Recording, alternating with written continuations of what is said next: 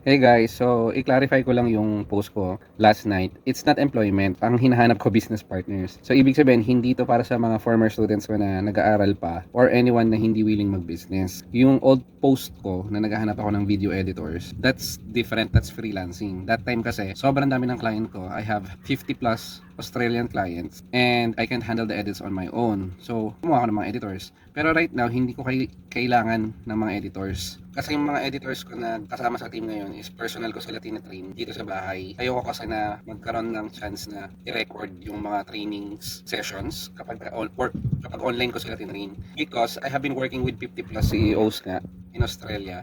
And I have picked up the style ng ads na nagwo-work. So there's a certain pattern na proven na nagwo-work kasi. And yon yung bagay nga na consolidate ko and I'm not willing to share it outside of my team, which is fair lang kasi that's the thing that makes me unique. Yun yung dahilan kung bakit ako yung pinipili ng mga Australian clients to edit their videos kasi pwede namang ibang editor yung piliin nila eh. Pero kasi may system or may formula na ako na na-formulate for 3 years working with them na palagi ko silang nakakasama sa meetings. Imagine 50 CEOs, iba-ibang day, nakaka-meeting ko sila, iba-ibang strategies, iba-ibang tactics to market their products, their services, and everything. Lahat yun na pagsama-sama ko and pwede na nga akong gumawa ng libro eh, parang Think and Grow Rich na libro na pinagsama-sama niya yung ways ng mga successful na tao kung paano i-guide yung iba na maging successful din. Pero dito kasi sa akin, I have found a way kung paano mag-edit for e-commerce brands na talaga magiging mabenta yung product nila. Kaya ako nagtatrain na ng face-to-face kasi nga ayoko nga ma-record nun ng iba. Kasi uso sa Philippines ngayon yung gayahan eh. Alam nyo na, yung pagbebenta ng mga course, that's exclusive for my team. Kasi no amount of money will be worth it para i-share ko yung strategy na yun. Dahil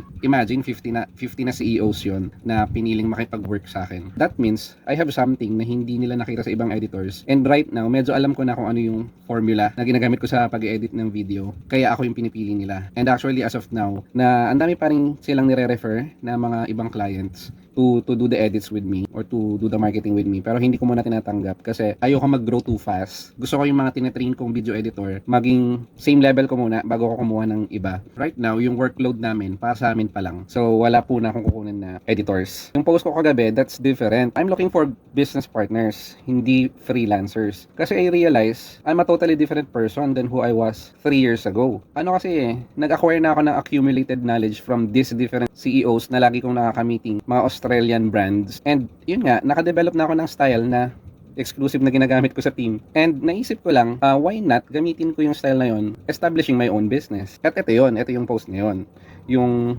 kagabi. So, bakit ako naghahanap ng business partners? Kaya ko naman na mag-isa, na ako lang mag-invest. Kasi natuto na ako from the past. Ito nga video editing eh. Originally, dapat solo lang ako, mag-isa lang ako. Pero nung nag-expand siya ng kusa, hindi ko kinaya yung workload. Imagine 50 na clients, hindi ko talaga kayanin yun ng ako lang mag-isa. Ngayon, in this business, I know na mag-expand siya kasi alam ko na yung strategy. Kaya, I know that it will work. Saka one more thing, kaya ako naghahanap ng kasama na mag-i-invest for the capital of this business kasi hindi ko siya kaya ng ako mag-isa. Kaya ko siya with my own income pero sinusunod ko kasi yung laws of gold. Kung nagbabasa kayo ng mga libro, ang isa sa isa-suggest ko is you read The Richest Man of Babylon, which is, it teaches you about the different laws of gold. There are 5 and one of which is yung dapat nagsasave ka ng at least 10% ng income mo for investment, for business. So, yung iba alam na yan, 10% sa tithes, 20% investment, 50% for your needs.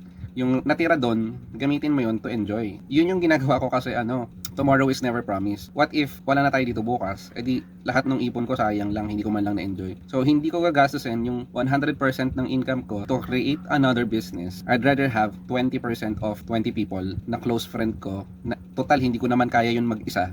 'Di ba? Kakailanganin ko pa rin ng team na mag-handle ng lahat ng parts ng business. 20 or 10 pala na mag-handle ng business. And of course, yung plan ko about sa business, isi-share ko lang dun sa 10. And after this, more likely, hindi na ako maghanap ng mga business partners kasi quite confident ako na mag-work tong pinaplano namin as of now. Provided, nasusundin din, ituturo ko sa kanila yung formula na natutunan ko na basically ina-apply ko for these 50 clients na gagawin namin ngayon sa personal brand namin. And open lang to sa mga taong directly link sa akin, yung directly kilala ko, hindi random strangers. Siyempre, pagkakatiwalaan ko ba yung random strangers sa negosyo? Siyempre, hindi naman, di ba? And of course, dahil negosyo ang sinasabi ko, may puhunan siya. Di siya trabaho. Kailangan ko ng kasosyo sa negosyo. And this is a big business na ima-market ko internationally. Dahil nga dun sa mga acquired skills ko na natutunan ko for the past 3 years. And yun lang. I hope na-clarify ko siya kasi ang dami nag-a-apply na akala nila work na sweldohan ko sila like sa video editing na virtual assistant sila and so on. Hindi to work. Siguro kakailanganin ko ng mga team members for that maybe next year. Kasi kapag nag-post ako ng ganito, i-grab nyo kasi agad dahil minsan lang ako nababakante, hindi na ako laging nababakante. Madalas na akong busy. So more likely, after ko mahanap ng 10 na hinahanap kong kasosyo sa negosyo, meron na akong 5 right now. I'll disappear again. Hindi nyo ako ulit makikita sa social media na nagpo-post and so on. And magpo-focus ako sa business na i-build build namin to until maging kagaya na ako nung isa kong client na nag-i-spend ng $1 million for a certain ad for a single day.